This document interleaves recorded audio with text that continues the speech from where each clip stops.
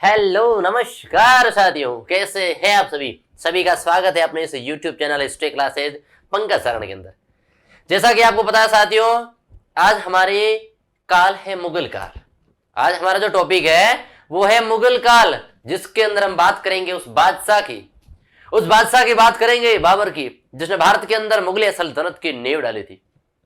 मुगल वंश की भारत के अंदर नींव डाली थी। समझ में आया ना। उससे पहले जब मुगलों का नाम ले रहे हैं तो उससे पहले हम गजानंद की जय घोष के साथ मुगल काल का आघोष करते हैं कि बोलो वांके बिहारी लाल की जय। जय बोलो गजानंद महाराज की जय। गजानंद की फोटो के साथ हम चल रहे हैं आगे और सीधा हम बात करेंगे साथियों मुगल काल के अंदर बाबर की। मुगल काल की स्थापना कैसे हुई थी, कि भारत के अंदर मुगलिया सल्तनत स्थापित कैसे हुई थी, कब तक चली थी, उसकी मजबूत स्थिति भारत के अंदर कब तक थी, सभी की चर्चा करेंगे। कि भैया मुगल काल आया था भारत के अंदर 1526 के अंदर, उससे पहले भारत की स्थिति कैसी थी उसकी चर्चा करेंगे। फिर उसे पराजित कैसे किया, जिस समय भारत की पहली स्थिति थी, उसे समझ में आया। उसके बाद में चर्चा करेंगे बाबर का परिचय, स्थापना किसने की थी मुगल काल की, उस परिचय की बात करेंगे।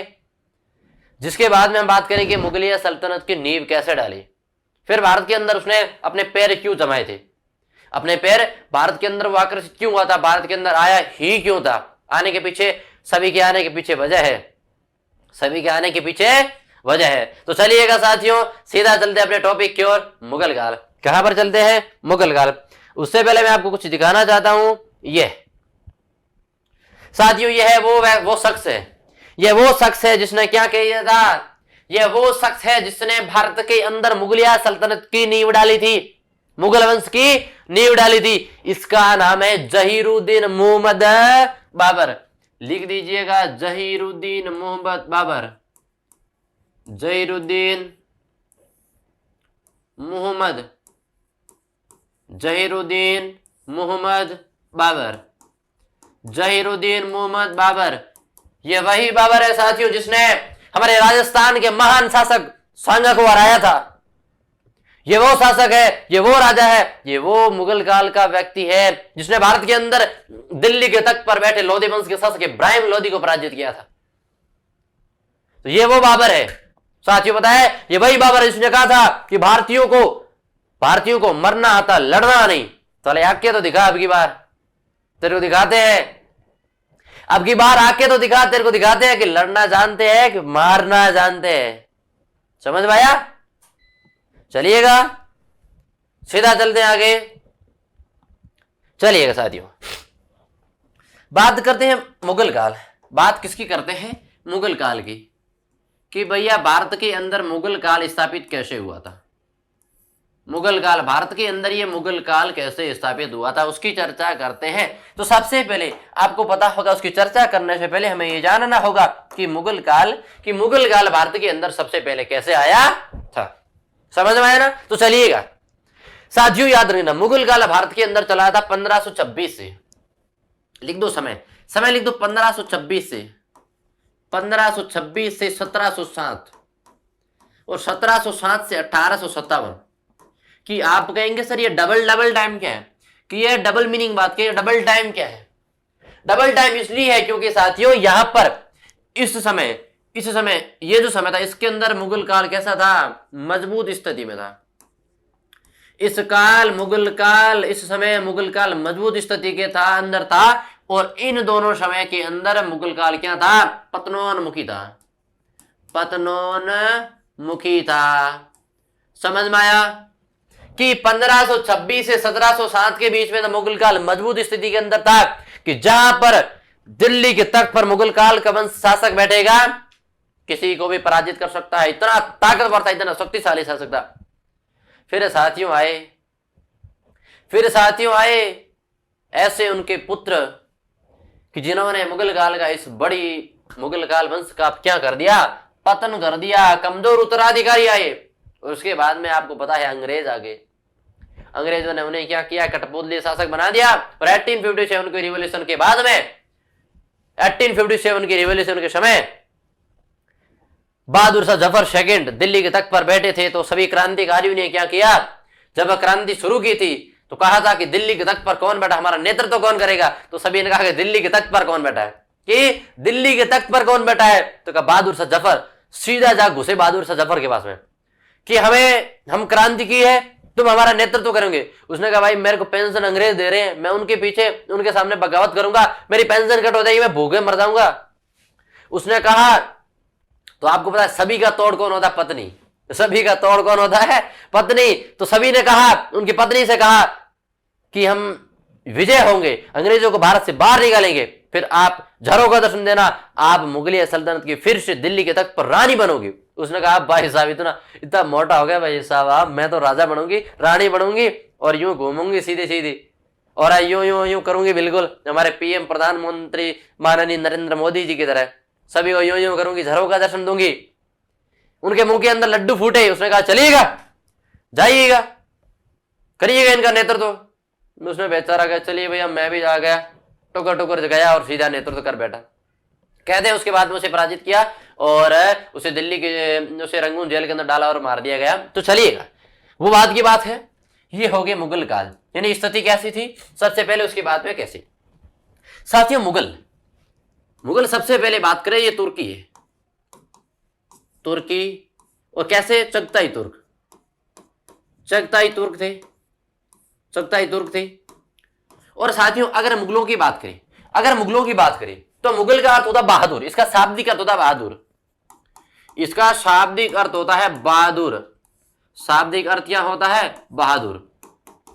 शाब्दिक अर्थ होता है बहादुर, यानी बड़े बहादुर थे, बड़े लड़ाकू थे, लड़ाकू बड़े खतरनाक थे। जैसे कि तोप, विभिन्न प्रकार के गतिशील घोड़े, बंदूकें, बारूद, ये सब चलाने आ रहे थे। धनुर्धारी सभी के अंदर एकदम प्रचंड थे, एकदम खतरनाक थे, एकदम शक्तिशाली थे।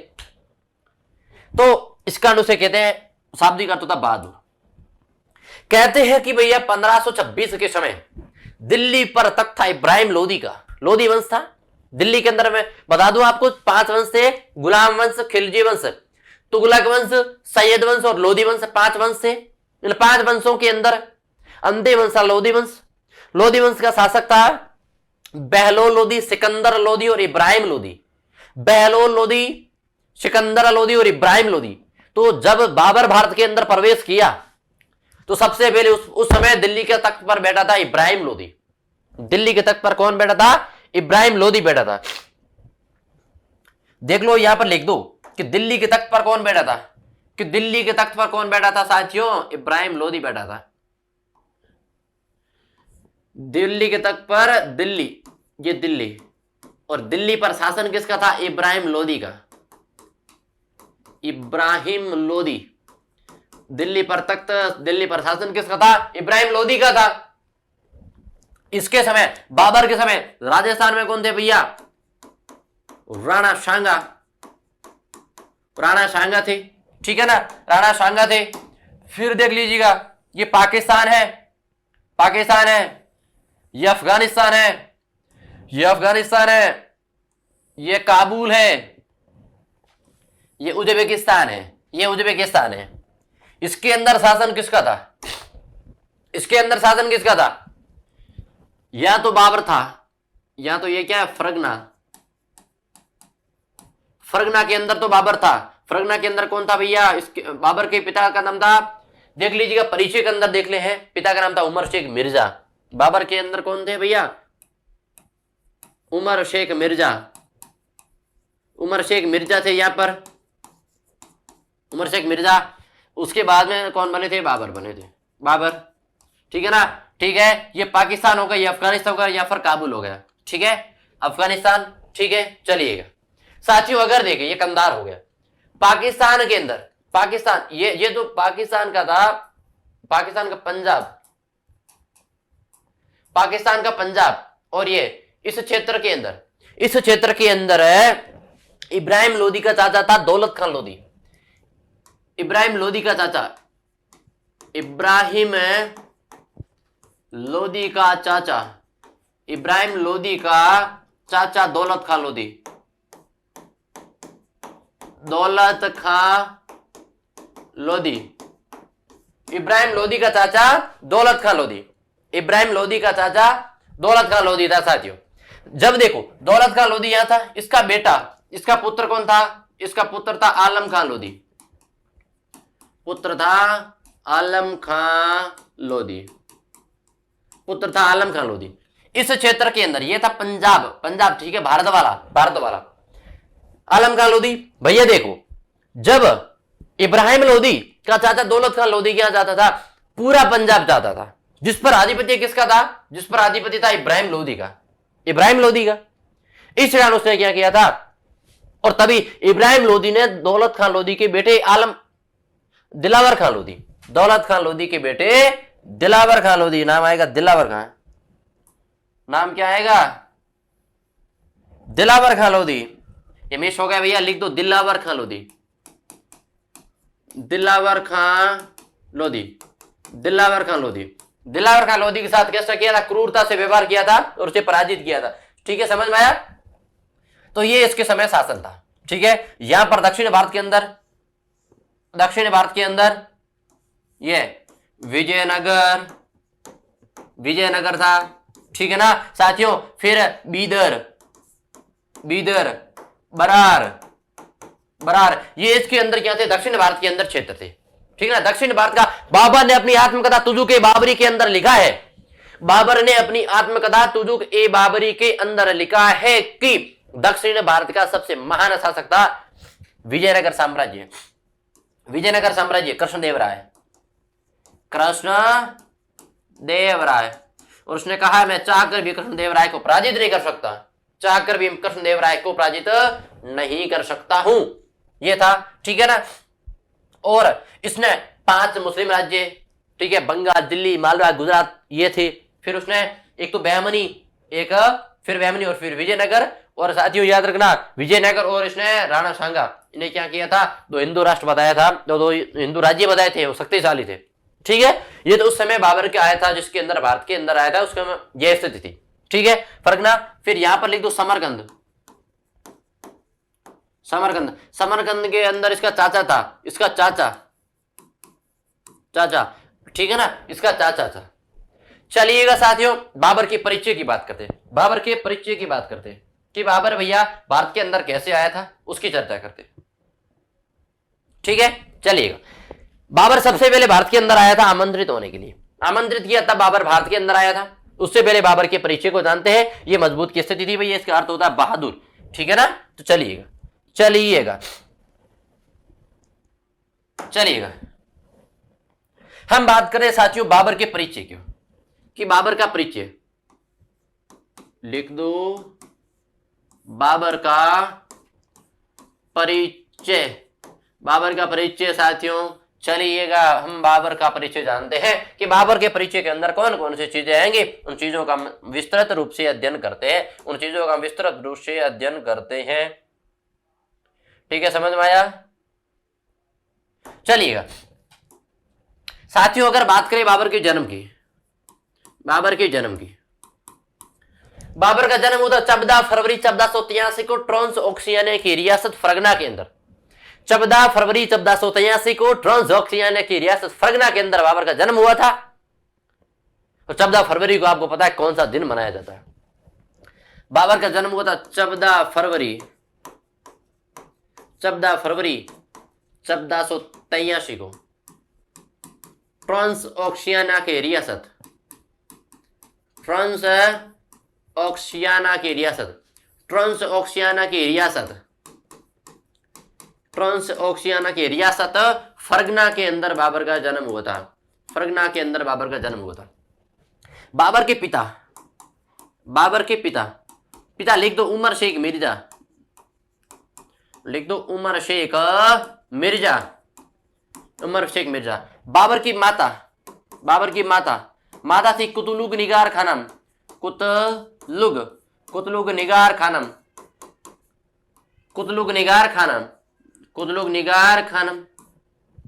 बाबर की दादी, बाबर की दादी थी एहसान दौलत बेगम, एहसान दौलत बेगम, बाबर की दादी थी एहसान दौलत बेगम। ठीक है साथियों, देख लीजिएगा, सबसे पहले एक मुख्य बात करते हैं, उसके बाद में बाबर का बहुत परिचय, बाबर का बहुत परिचय भरा पड़ा, मैं सब लिखाऊंगा, नाना नानी दादा दादी सब लिखाऊंगा, पत्नी बच्चे बहन बहनोई, बहन और बहनोई तक लिखा दूंगा, जमाई लिखा दूंगा, क्यों टेंशन ले रहे हो तुम, बस बने रहिएगा साथियों।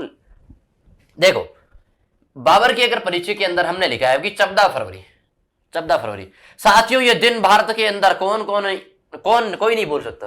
कौन भूल सकता? कोई नहीं भूल सकता। इस दिन आशिक साले क्या करते हैं? वैलेंटाइन डे मनाते हैं। लेकिन उस दिन भारत के अंदर, यह भारत का ब्लैक डे है। भारत का ब्लैक डे, उसे कौन भूल सकता है? जो भारतीयों के अंदर की, जो भारत के नागरिक है, उसके अंदर भारतीयों की जो भावना नहीं है, वो ब्लैक डे को भूल सकते हैं। 40 फौजी शहीद हुए थे उस दिन। जब खबर के अंदर आया कि भारत के पुलवामा हमले के अंदर 40 फौजी शहीद हो गए हैं, उस दिन सबके हृदय द्रवित हो गए थे।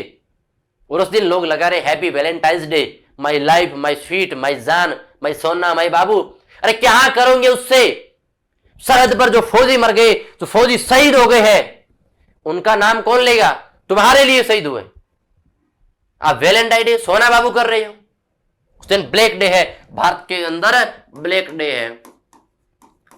ब्लैक डे, काला दिन। पुलवामा हमला हुआ था, पुलवामा हमला हुआ था साथियों। बड़ी दुख की बात है। इस समय धोखा किसने किया था? कैसे हुआ था कि एक कार आई थी जिसके अंदर बहुत सारा विस्फोटक पदार्थ भरा था। वो हमारे सैनिकों की, जाबाजों की, हमारे धुरंधरों की वाहन के आके टकरा गई। तो कहते हैं उस विस्फोट हुआ जिसके अंदर 40 फौजी शहीद हो गए। समझ में आया? वैलेंटाइन डे नहीं था उस दिन। वैलेंटाइन डे नहीं था। भारत के लिए वैलेंटाइन डे कभी नहीं मनाएंगे। ये उस दिन था। ये ब्लैक डे है भारत के लिए। समझ में आया ना? ब्लैक डे है। पुलवामा हमला, उसके अंदर 40 फौजी शहीद हुए थे। 40 फौजी शहीद हुए थे। 40 फौजी शहीद हुए थे। उसमें धोखा किसने किया था? अपनों ने किया था। धोखा किसने किया था? अपनों ने किया था। उसके लिए मैं आपके लिए लेकर आया हूं कि आप पुलवामा हमले के अंदर धोखा किसने किया था साथियों? अपनों ने किया था। कि जला हुआ जंगल छुपकर रोता रहा। कि जला हुआ जंगल छुपकर रोता रहा, क्योंकि उसी की थी लकड़ी उस माचिस की तिल्ली के अंदर। कि जला हुआ जंगल छुपकर रोता रहा, लकड़ी उसी की थी जिस तिल्ली के अंदर, माचिस की तिल्ली के अंदर लकड़ी थी जंगल की, और उसी को उसने जला के भस्म कर दिया। तो वही थे, अपने थे, अपनों ने धोखा दिया। वो कहते हैं ना, जब दोस्त ने खंजर मारा तो दुश्मन की जरूरत क्या? कि जब दोस्त ने खंजर मारा तो दुश्मन की जरूरत क्या? तो यही बात है।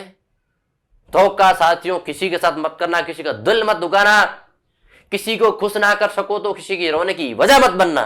जिंदगी का उसूल रख दो कि किसी को खुश करने की वजह ना बन सको तो किसी के रोने का, किसी के दुख होने का, दुख देने की वजह मत बनना साथियों। जिंदगी में कभी पीछे नहीं रहोगे, हमेशा आगे रहोगे। बस किसी को दुख ना देना, किसी को हर्ट ना करना, ठीक है। कुतुब निगार खान, एहसान दौलत बेगम साथियों, इसकी दादी थी ना भाई साहब, मदर टेरेसा से भी खतरनाक थी। इसकी दादी की दिमाग नहीं थी, खोपड़ी थी, दिमाग नहीं था। उसके बाद में 364 भैया कितने 128 जीबी नहीं 256 जीबी का 256 जीबी की मेमोरी थी उसके पास में। भाई साहब इतनी खतरनाक। उसने क्या किया कि बाबर का राज्याभिषेक किसी ने कराया, बाबर का राज्याभिषेक किसी ने कराया, और बाबर ने अपनी आत्मकथा तुजू के बाबरी के अंदर लिखा है कि मेरे सबसे ज्यादा टाइम स्पेंड मेरी दादी के साथ हुआ है। मेरा सबसे ज्यादा टाइम स्पेंड मेरी दादी के साथ हुआ है। वो दादी थी साथियों, ठीक है ना, याद आता है, ठीक है। तो चलिएगा, ये थे बाबर का परिचय, ये था बाबर का परिचय। अगर बात करें साथियों और, अगर साथियों और बात करें जिसके अंदर लिख दो, जिसके अंदर लिख दो बाबर की पत्नी, बाबर की पत्नी, पत्नी तो नहीं लिख सकते, पत्नियां लिखनी पड़ेगी, तो एक तो थी नहीं। बाबर की पत्नियां हमारे यहां पर एक नहीं मिल रही है, साला 4 4 5 5 10 10 लेके घूमता था। लिख दो, लिख दो, बाबर की 4 पत्नी थी, महाम बेगम, गुल्लुक बेगम, दिलदार बेगम, 3 थी ना, सुगले। लिख दो महाम बेगम, महाम बेगम। 2 नंबर ली तो गुलरुख बेगम, गुलरुख बेगम, महाम बेगम, गुलरुख बेगम, और 3 नंबर है दिलदार बेगम। 3 नंबर है दिलदार बेगम, दिलदार बेगम। चलिए इनके पुत्रों की बात करते हैं, इनके पुत्रों की बात करते हैं। माम बेगम का पुत्र था हुमायूं, हुमायूं लिख दो 1508 जन्म हुआ था।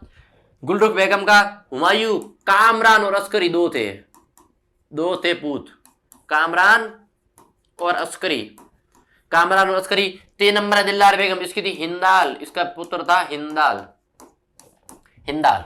हुमायूं, कामरान, अस्करी और हिंदाल, ठीक है ना। चलिएगा, ये बाबर की 3 पत्नियां थी। बाबर की 2 बहनें थी, खानजादा बेगम और रोकिया सुल्तान की। बाबर की 2 बहन है, बाबर की 2 बहन लिख दो, बहन लिख दो, बहन। बहन कौन कौन सी थी साथियों, लिख दो, खानजादा बेगम और रोकिया सुल्तान, लिख दो खानजादा बेगम, खानजादा बेगम, और 2 नंबर में लिख दो रोकिया सुल्तान, लिख दो रोकिया सुल्तान, लिख दो रोकिया सुल्तान। बहनोई लिख दो, बाबर के बहनोई लिख दो, मैं पीछे किसी को नहीं रखूंगा, पीछे किसी को नहीं रख दूंगा, लिख दो बहनोई, बहनोई। किसका हस्बैंड कौन था भाई, उसका जिक्र नहीं है, लेकिन दो बहनोई साहब का जिक्र तो जरूर है, 2 बहनोई साहब का जिक्र तो जरूर है, लिख दो। पहला था साथियों, याद रखना, एक तो था मेहंदी ख्वाजा, मेहंदी ख्वाजा, मेहंदी ख्वाजा। एक था उज़्बेक सरदार था शेबा निखा, शेबा निखा। शेबा निखा के साथ विवाह तो कराया नहीं था उसने, जबरदस्ती बाबर के पास से उसकी बहन को छीन कर लेकर गया था, प्यार व्यार कुछ नहीं था, लवेरिया कुछ नहीं था। जब उसने आक्रमण किया तो बाबर पराजित हुआ तो ये लेकर चला गया, ठीक है ना। ये 2 बहन और 2 बहनों होगी, ठीक है। ये बाबर का परिचय हो गया, ये बाबर का परिचय हो गया। चलिएगा आगे चलते हैं साथियों। घटना इस प्रकार से घटित होती है कि बाबर की उम्र थी 11 माह और 4 महीने, और उसके पिता की क्या हो जाती है, छत पर कबूतरों को दाना दे रहे थे, उस समय गिरकर मृत्यु हो जाती है। और उस समय बाबर शासक बनता तो उसकी आयु थी 11 वर्ष और 4 माह, लिख दो। छत पर दाना देते समय पिता की मृत्यु होने के समय बाबर की आयु, लिख दो कि छत पर कबूतरों को दाना देते समय, दाना डालते समय छत से गिरकर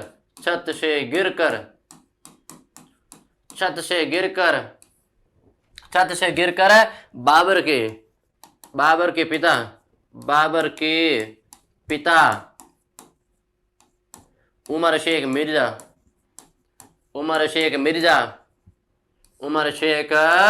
मिर्जा जो फरगना के जागीरदार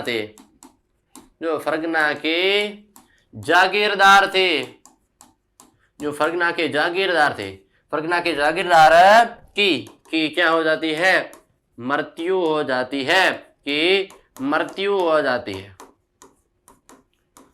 जाती है, ये लाइन है, याद रखना कि छत पर कबूतरों को दाना डालते समय छत से गिरकर बाबर के पिता उमर शेख मिर्जा जो फरगना के जागीरदार थे, उनकी क्या हो जाती है, मृत्यु हो जाती है। और इस मृत्यु के समय देख लीजिएगा बाबर की आयु, मृत्यु के समय बाबर की आयु लिख दीजिएगा कि पिता की मृत्यु के समय बाबर की आयु, पिता की मृत्यु के समय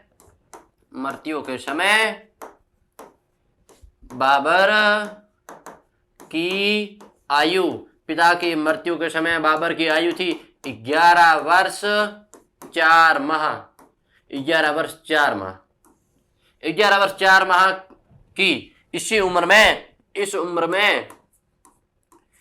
उम्र में फरगना की दादी की सहायता से राज्याभिषेक होकर फरगना की राजगद्दी पर बैठा। इस उम्र में दादी एहसान दौलत बेगम ने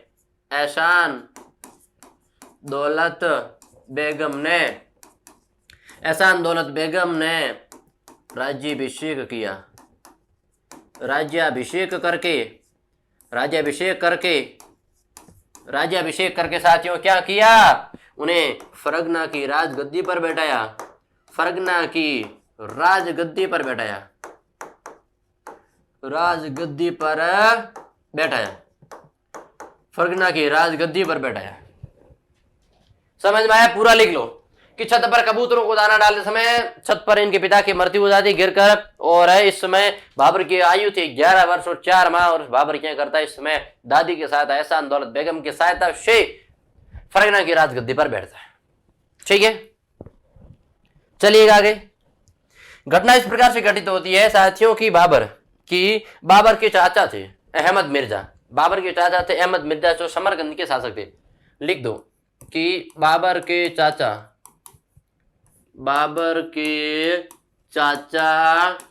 अहमद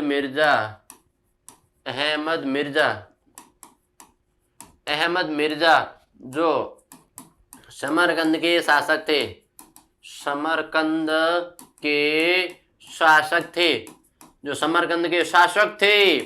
समरकंद के शासक थे, उन्होंने क्या किया, बाबर को पत्र लिखा कि भैया बाबर के चाचा अहमद मिर्जा थे, अहमद मिर्जा को बाबर ने पत्र लिखा कि चाचा जी ये जो समरकंद है ये क्या है, ये जो समरकंद है ये मेरी पैतृक संपत्ति है, कि पैतृक संपत्ति है।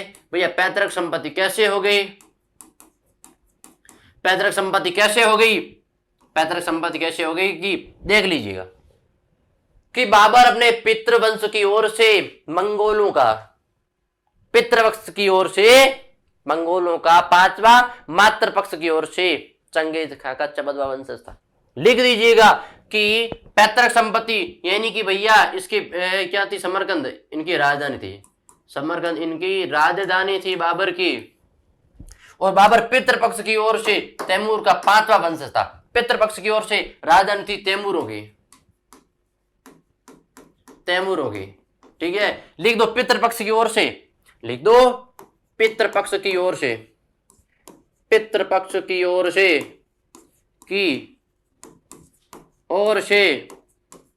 तैमूर का 5वां वंशज,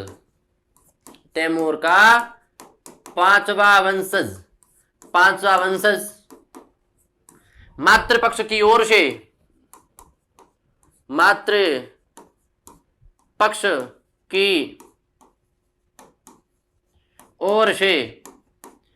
चंगेज खां यानी मंगोलों का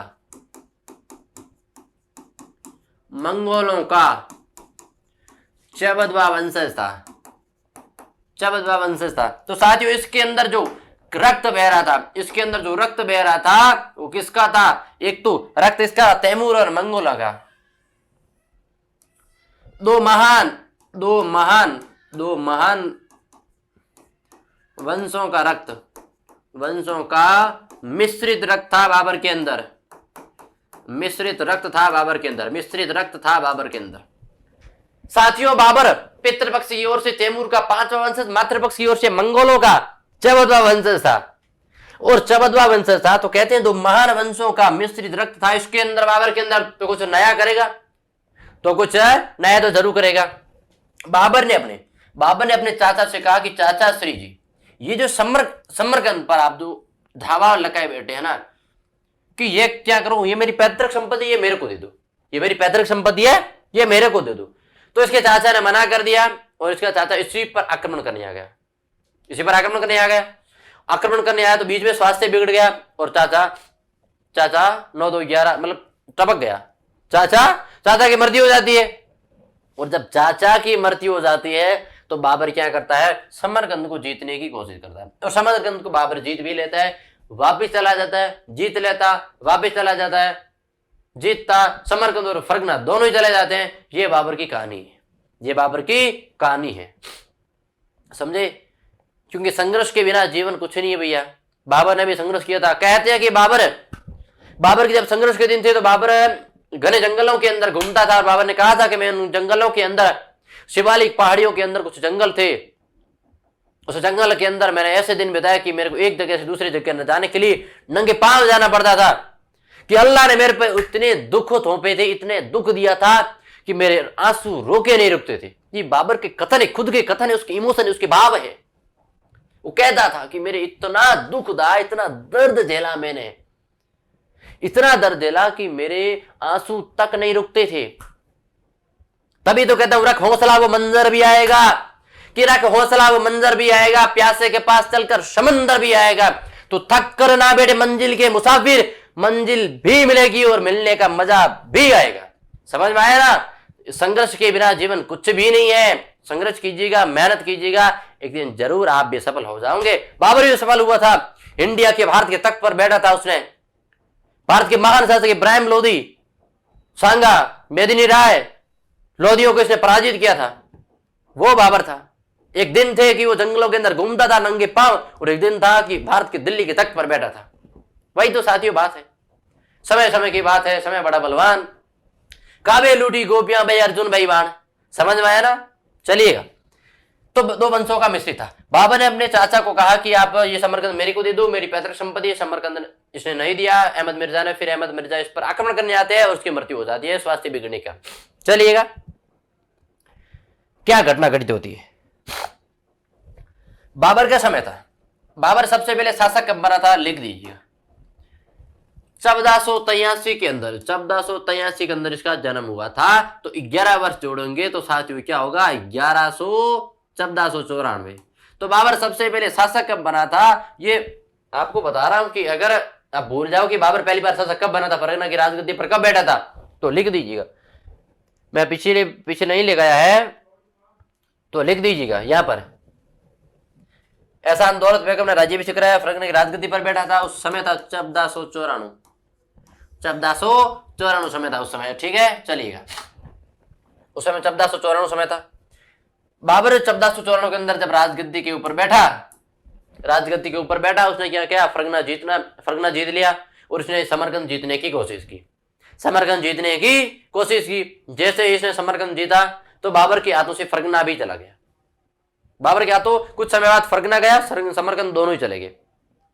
यहां से बाबर के भटकने के दिन शुरू हो जाते हैं और भारत के अंदर सबसे पहले पानीपत की लड़ाई 21 अप्रैल 1526 को पानीपत की लड़ाई की विजय के बाद में बाबर ने कहा था कि फरगना की गरीबी अब हमारे लिए नहीं है, हम तो भारत के अंदर डेरा डालेंगे, तब कहा जाता, बाबर ने कहा था कि फरगना की गरीबी हमारे लिए अब नहीं बनी है। मैं नहीं जाने वाला, बहुत गरीबी सही है भाई, नंगे पांव, चप्पल नहीं थे पहनने के लिए, 70 रुपए नहीं थे। ठीक है ना, लिख दो। सबसे पहले 1494 के अंदर फरगना की गद्दी पर बैठा। फरगना की गद्दी पर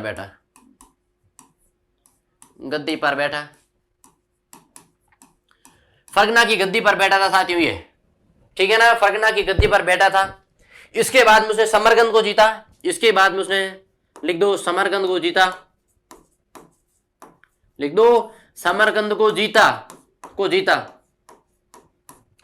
जीता। लेकिन जल्द ही समरकंद और फरगना दोनों बाबर के हाथों से निकल गए। कुछ समय बाद में बाबर ने क्या किया, समरकंद को वापस जीता। तो कहते हैं कि शेबानिका था, उज़्बेक सरदार शेबानिका ने बाबर को क्या किया, फरगना से भगा दिया और उसकी बहन से विवाह कर लिया। ठीक है, तो लिख दीजिएगा यहां पर एक और कथन लिख दीजिए। कुछ समय बाद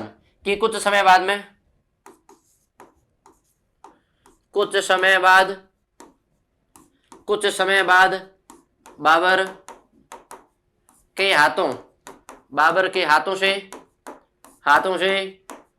फरगना व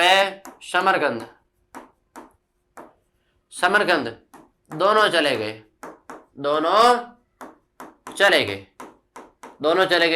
फरगना और समरकंद दोनों बाबर के हाथों से चले गए।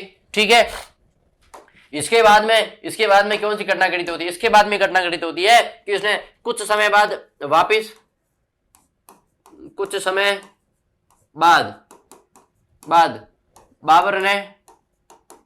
बाबर ने वापस समरकंद जीता।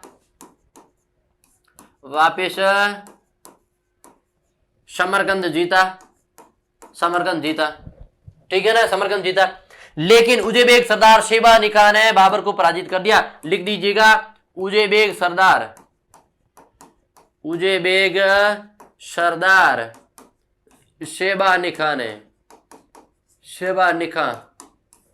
शेबानी खां ने समरकंद से बाबर को भगा दिया। समरकंद से बाबर को भगा दिया। समरकंद से बाबर को भगा दिया। बाबर के हाथ से समरकंद एक बार फिर से निकल गया। बाबर ने एक बार विचार छोड़ दिया कि भाई समरकंद को नहीं जीतना। इस कारण बाबर ने, लिख दो, इस कारण बाबर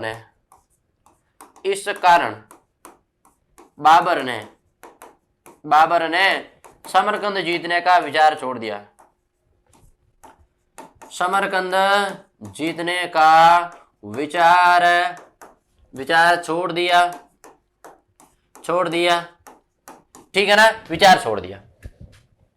भाई इसने कहा समरकंद नहीं जीतना, साले हार ही हार हो रही है क्या पता नहीं कौन सा काल में जन्मा हो साला। उसके बाद में देख लीजिएगा, उसके बाद में बाबर ने क्या किया, काबुल को जीता 1507 के अंदर। ठीक है, लिख दो 1507 के अंदर काबुल विजय। 1507 में इसने काबुल विजय की।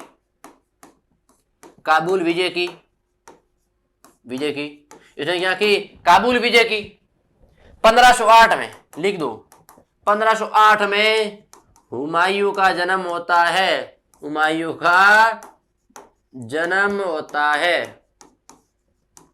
और इसके नीचे एक और लाइन लिख दो कि उसने अपनी पैतृक उपाधि मिर्जा को त्याग कर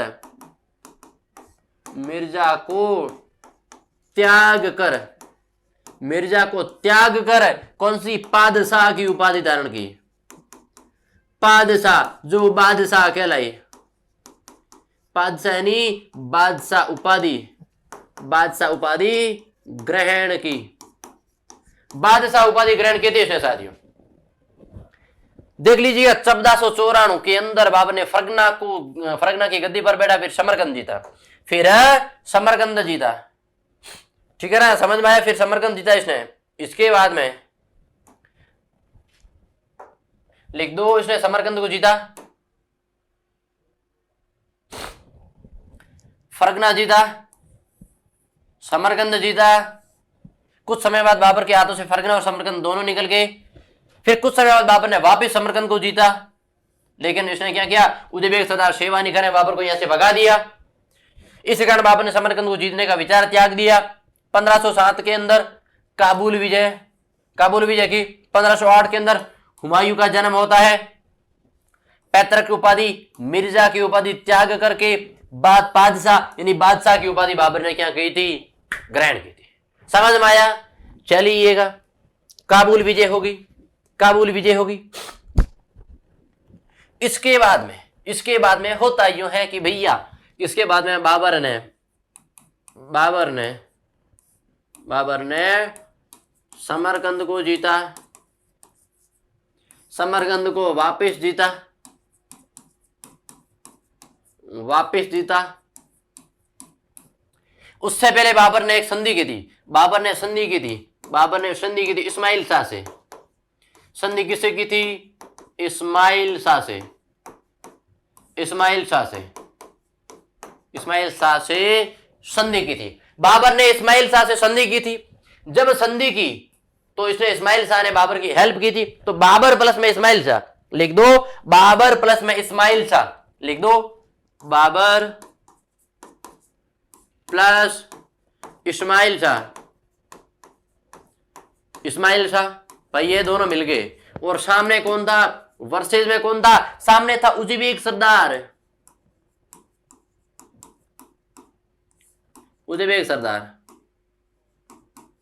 ठीक है ना, एक उज़्बेक सरदार था।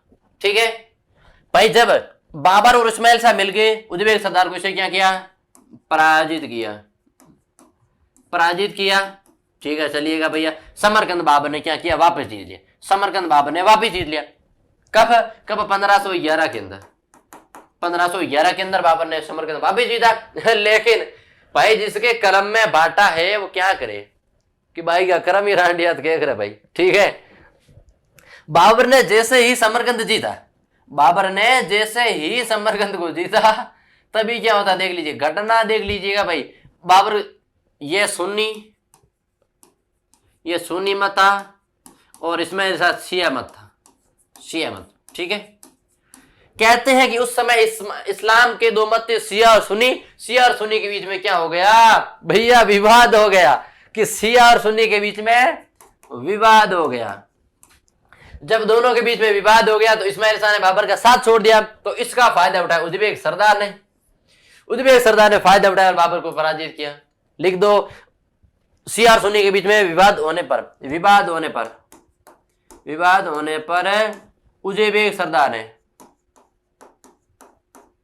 उज़्बेक सरदार ने वापिस बाबर को हराया,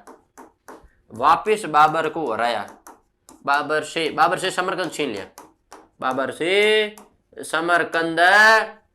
लिया। लो भाई साहब, ये बाबर के हाथ से समरकंद वापस किया। अब बाबर ने अंतिम रूप से समरकंद को जीतने का विचार ही छोड़ दिया। उसने कहा अपने को समरकंद नहीं चाहिए, साला क्या है समरकंद, क्या है यार, कुछ नहीं समरकंद कर। ये कभी नहीं कहा था कि लोमड़ी का अंगूर न मिलने पर खट्टे, ये बाबर ने नहीं कहा था। बाबर ने कहा था मैंने हजारों कोशिश की लेकिन समरकंद पर अंतिम रूप से शासन में नहीं कर पाया। चलिएगा, बाबर ने अंतिम रूप से समरकंद जीतने का विचार छोड़ दिया। बाबर ने अंतिम रूप से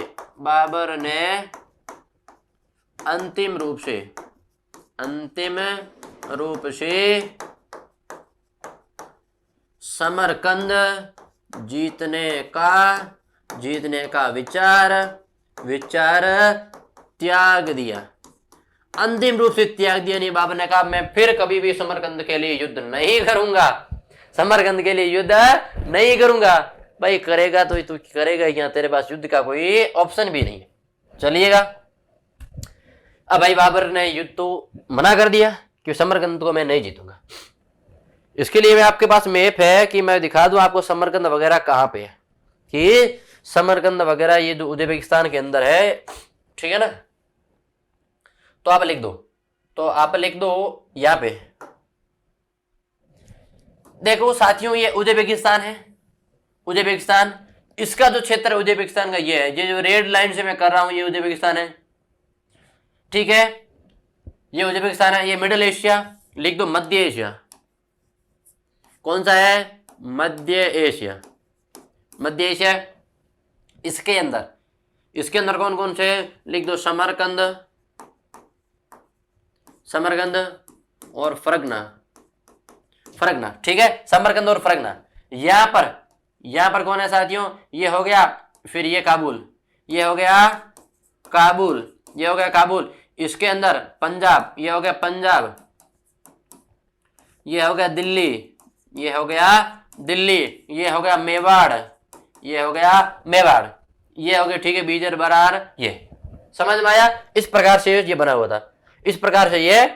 था, समझ में आया? आपको दिख तो रहा है ना?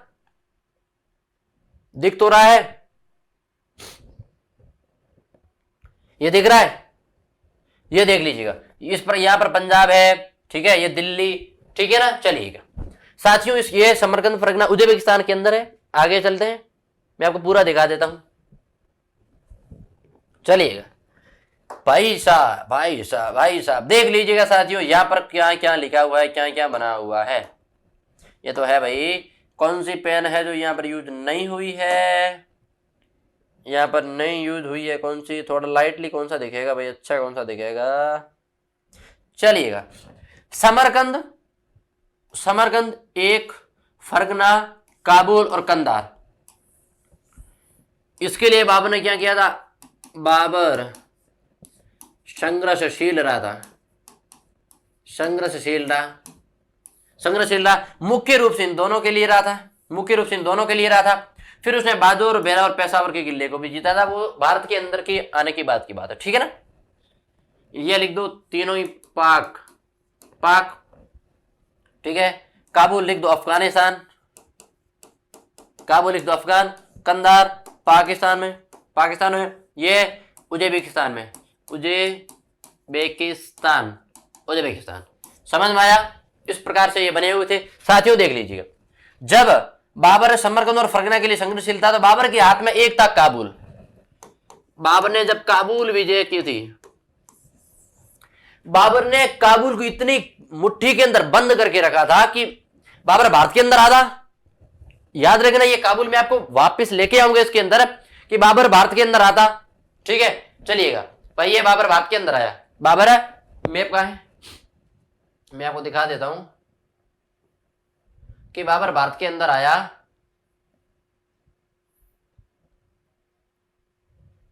ये तो यूज हो गया, चलिएगा कोई नहीं, हम बना देते हैं, हमें बना देते हैं भाई। बाबर भारत के अंदर आया, देख लीजिएगा।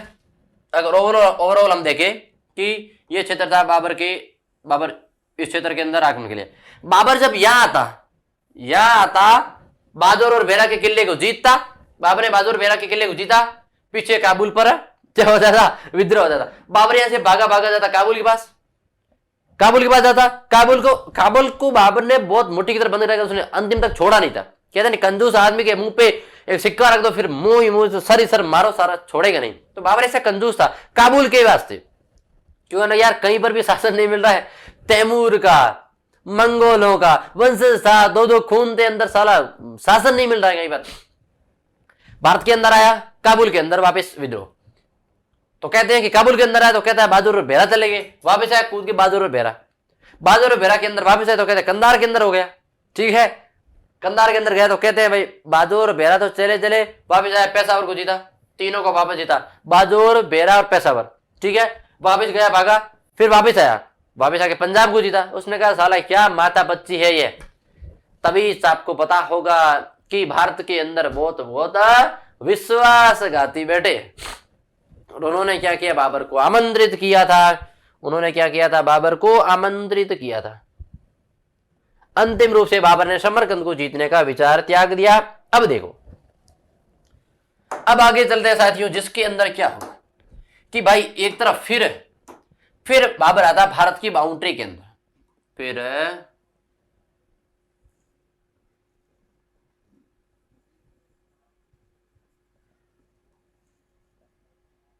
फिर बाबर आता भारत की बाउंड्री के अंदर। ठीक है,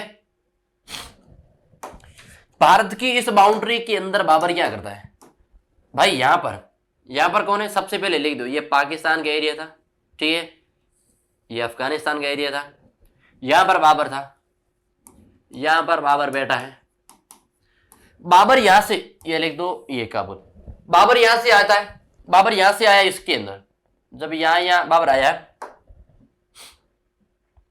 बाबर भारत के अंदर जब प्रवेश करता है, जब भारत के अंदर नहीं, भारतीय उपमहाद्वीप था, लिख दो भारतीय उपमहाद्वीप के अंदर, भारतीय उपमहाद्वीप था उस समय, भारतीय उपमहाद्वीप था। ठीक है ना, समझ में आया, भारतीय उपमहाद्वीप था। जब बाबर भारत के अंदर प्रवेश करता है, भारतीय उपमहाद्वीप के अंदर प्रवेश करता है, तो यहां पर आता है, यहां पर आते लिख दो, यहां पर काबुल हो गया, ये काबुल, इस काबुल और या कंधार और काबुल प्लस में कंधार। अब ओवरऑल बाबर यहां पर शासन कर रहा है, ओवरऑल बाबर काबुल और कंधार के अंदर शासन कर रहा है। फिर बाबर यहां से आया, यहां है पड़े हैं बाजोर प्लस में बेरा का किला। बाबर सबसे पहले भारत के अंदर आता है 1519 के अंदर, बाजोर और बेरा के किले को जीत लेता है। ठीक है, बाजोर और बेरा के किले को जीतने के बाद में कहते हैं कि बाबर के काबुल के अंदर विद्रोह हो गया। ठीक है, तो लिख दो काबुल के अंदर विद्रोह होता, तो बाबर 1519 में काबुल के अंदर वापिस आता है। बाबर यहां से गया वापिस, बाबर जब काबुल के अंदर वापिस गया तो कहते हैं कि वापस बाजोर और बेरा के किले को यहां पर स्थानीय अधिकारियों ने जीत लिया, स्थानीय शासकों ने जीत लिया। ठीक है, फिर बाबर इससे यहां से वापिस आता है भारत के अंदर, यहां पर बाबर जीतता है पेशावर को। ठीक है, बाबर यहां पर जीतता है पेशावर। भाई यहां से ओवरऑल हम कह सकते हैं यहां पे आया था, यहां पे, और यहां पे बाबर जीता है पेशावर को 1519 के अंदर। ठीक है, फिर कहते हैं कि कंधार के अंदर हो गया, तो बाबर वापिस जाता है, यहां से बाबर वापिस जाता है कंधार के अंदर, लेकिन कंधार को जीतने के बाद में कहते हैं कि बाबर के हाथ से बाजोर और बेरा और पेशावर तीनों चले गए थे। तीनों चले गए थे। बाबर यहां से वापस आता है, और करता क्या है कि बाजूर प्लस भेरा प्लस पेशावर को 1520-21 में 20-21 में क्या करता है, बाबर जीत लेता है। 1520-21 के अंदर बाबर ये जीतता है बाजूर, भेरा और पेशावर को। फिर बाबर यहां से जाता है वापस, कहां पर आया, यहां पर, कहते हैं यहां पर वापस विद्रोह हो गया इसके क्षेत्र के अंदर। फिर बाबर जब वापस आता है तो बाबर के हाथ कुछ से भी नहीं होता है। फिर बाबर ने क्या किया, पंजाब की सहायता की थी, पंजाब के लोगों ने इसकी क्या की थी भैया, सहायता की थी।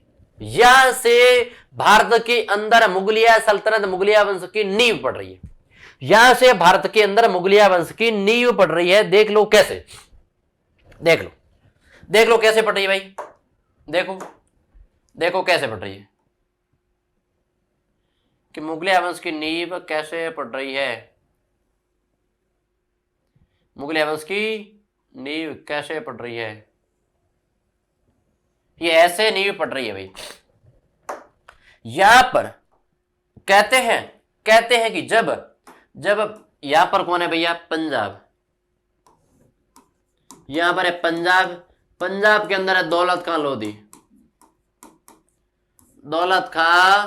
लोधी। ये मैंने एक स्टोरी आपको बता दी थी, दौलत खां लोधी, इसका पुत्र दिलावर खां लोधी।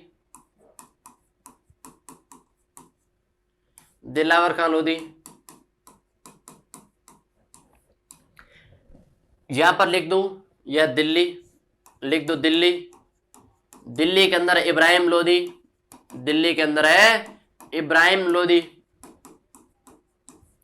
यहां पर हो गया लाहौर, ये हो गया लाहौर, इसके अंदर इब्राहिम का चाचा आलम खां लोधी, इब्राहिम का चाचा आलम खां लोधी,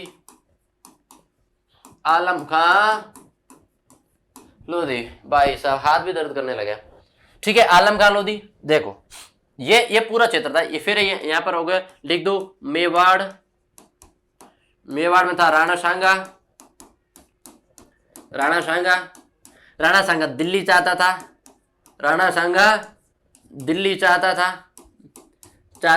दिल्ली पर विजय चाहता था। कहते हैं कि राणा सांगा ने इब्राहिम लोधी को दो युद्ध के अंदर खातौली और बाड़ी के युद्ध के अंदर पराजित कर चुका था। लिख दो मेवाड़ के राणा सांगा ने, लिख दो मेवाड़ के राणा सांगा ने दिल्ली के इब्राहिम लोधी को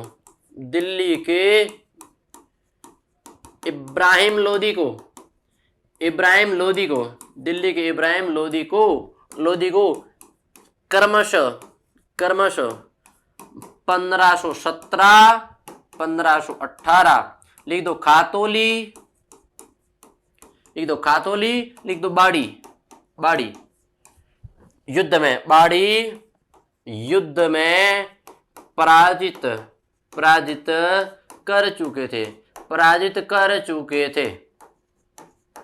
यह लाइन इसलिए लिखी है, इस लाइन के पीछे मुख्य पर्पस है, मैं आपको बताऊंगा इस लाइन के पीछे मुख्य विषय क्या है कि क्यों लिखाई है। ठीक है, जब बाबर यहां है, यह काबुल, और काबुल के अंदर कौन है, बाबर। ठीक है भाई, ये पूरी होगी स्टोरी, ये पूरा डायग्राम हो गया। बाबर जब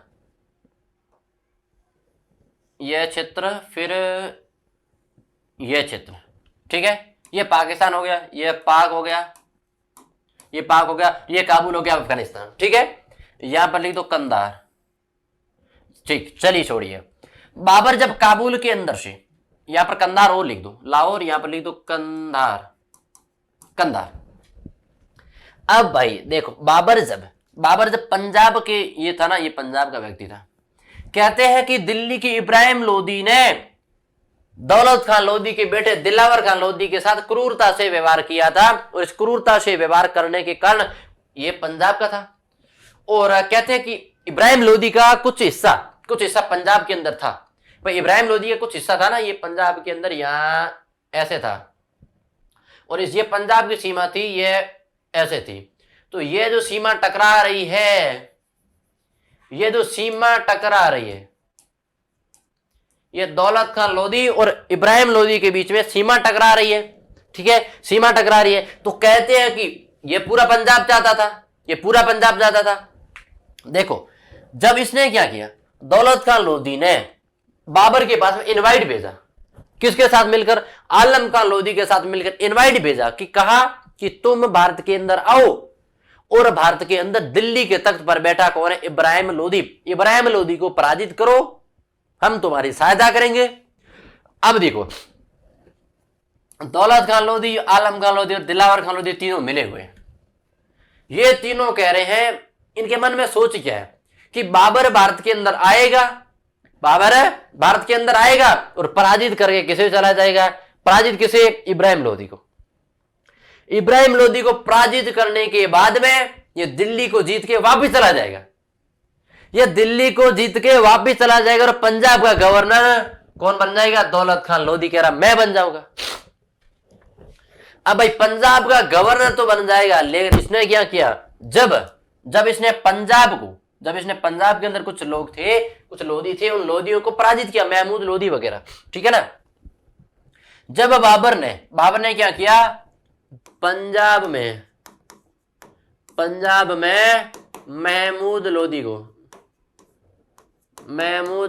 को हराया, महमूद लोधी को हराया। तो देख लीजिएगा, बाबर का रंग देख लीजिएगा, बाबर ने क्या किया, बाबर ने इस दौलत खान लोधी को पंजाब का एक आधे हिस्से का गवर्नर ही बनाया। ट्विस्ट देख लीजिएगा कि बाबर ने क्या किया, दौलत खान लोधी को पंजाब का गवर्नर ही बनाया, जबकि दौलत खान लोधी पूरा पंजाब चाहता था। और अब पंजाब किसके अधीन है, बाबर के अधीन है। इसका गवर्नर कौन है, दौलत खान लोधी अपने क्षेत्र का खुद ही गवर्नर बन गया और राजा कोई और बन गया, शासक कोई और बन गया। ठीक है भाई, जैसे ही इसे ये पता चली कि बाबर ने मुझे गवर्नर बनाया, इसने क्या किया, षड्यंत्र चलिया, बाबर के विरुद्ध अभियान करना शुरू कर दिया, सैनिक इकट्ठा करने लगे। लेकिन आपको पता होगा शासन के लालचा किसे नहीं है भैया, शासन के लालचा किसे नहीं है। दौलत खान लोधी का बेटा था दिलावर खान लोधी ने बाबर से संपर्क कर लिया। ये चाहता था मैं पंजाब का शासक बनूं। बाप तो चाहता था, पिता चाहता था, लटक रहा है, लेकिन बेटा चाह रहा कि पापा अगर अटक जाए तो मैं बन जाऊं। दिलावर खान लोधी ने बाबर से संपर्क किया और कहा कि मेरे पिता बगावत कर रहे हैं, ये आलम खान लोधी प्लस में दौलत खान लोधी ये क्या कर रहे हैं, बगावत कर रहे हैं। ये क्या किया, बाबर से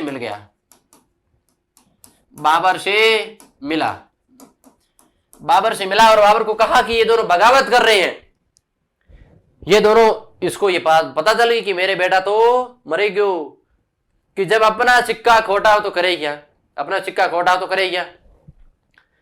जब दौलत खान लोधी और आलम खान लोधी ये बात पता चली तो ये क्या गए, ये किले के अंदर भाग गए, छुप गए कहीं। लेकिन मुगलों ने उन्हें ढूंढ निकाला। बाबर ने आदेश दिया था कि जो दो तलवारें मेरी बगावत के लिए खड़ी हुई थी, उन दोनों को उन्हीं हाथों सहित मेरे पास में लेकर आओ। जब उन्हें पास में लाया गया तो कहते हैं कि उनके दोनों पैर पीछे से खींच लिए, दोनों ये यूं बैठ खड़े थे, दोनों पैर दोनों पीछे से खींचे तो मुंह के बल गिरे और बाबर सामने था। बाबर के पैरों के अंदर गिरे और बाबर ने फिर क्या किया, क्रूर व्यवहार किया। और जब क्रूर व्यवहार किया तो कहते हैं ये दौलत खान लोधी इनकी क्या हो जाती है, मृत्यु हो जाती है। देख लीजिएगा साथियों, धोखा कितना बड़ा होता। धोखा इसने दिया, सजा मिल गई, इसने दिया, इसे भी पंजाब का शासक नहीं बनाया, इसे भी पंजाब का गवर्नर ही बनाया गया, राज्य पूर्णतः नहीं दिया, यह क्षेत्र हो गया। फिर इसे पता चला कि पंजाब के अंदर सीमा किसकी मिल रही है, इब्राहिम लोधी की। इसने क्या किया, इब्राहिम लोधी को पराजित करने का निर्णय लिया बाबर ने पराजित करने का निर्णय लिया। अब देख लीजिए, अब हम चलते हैं कहां पर, सीधा युद्ध, इब्राहिम लोधी से युद्ध। ठीक है, बाबर के अब हम 4 युद्धों की बात करेंगे, उसकी युद्ध प्रणाली की बात करेंगे, फिर उनके कुछ चीजों की बात करेंगे। ठीक है, अब बाबर का मुख्य उद्देश्य था हो गया दिल्ली, जिसने कहा पंजाब को जीत लिया, पंजाब के अंदर अपना ही शासक है, हम ही शासन है, कोई नहीं है। सब जगह हाथ मार लिए, कुछ नहीं मिला, तो कहते हैं पंजाब के अंदर बाबर को क्या हुआ भाई, हेल्प मिली और बाबर पंजाब का शासक बन गया। एक तरफ पंजाब, एक तरफ काबुल, दो बाबर के हाथ में, ठीक है ना, पंजाब और काबुल दोनों हाथ में, और कंधार भी, ठीक है। उसके बाद में बाबर ने क्या किया, दिल्ली को टारगेट किया, और बाबर ने दिल्ली को टारगेट करके क्या किया, सीधा इब्राहिम लोदी की ओर कूच किया, ठीक है। अब हम चलेंगे साथियों इब्राहिम लोदी की ओर, बाबर और खानवा युद्ध के बारे में चर्चा करेंगे। तो साथियों आज के लिए हमें इतना ही समय है, हम अगली क्लास के अंदर 4 युद्धों की बात करेंगे, बाबर की युद्ध प्रणाली की बात करेंगे, पूरी जानकारी हम कंप्लीट करेंगे, क्योंकि बड़ा चैप्टर है, 4 युद्ध होंगे, बड़ा मामला है, तुलुकवा युद्ध प्रणाली होगी, ठीक है ना साथियों। चलिएगा साथियों आज के लिए आशीर्वाद दे दीजिएगा, विदा कीजिएगा, धन्यवाद। देखते रहिए आपका अपना यूट्यूब चैनल हिस्ट्री क्लासेज, ठीक है। धन्यवाद साथियों, मिलते हैं अगली क्लासेज के अंदर। बाबर के 4 युद्ध है, पानीपत, खानवा और चंदेरी और घाघरा, इन युद्धों की बात करेंगे साथियों। चलिएगा, हंसते रहिए, मुस्कुराते रहिए, गाते रहिए, गुनगुनाते रहिए। धन्यवाद, जय हिंद।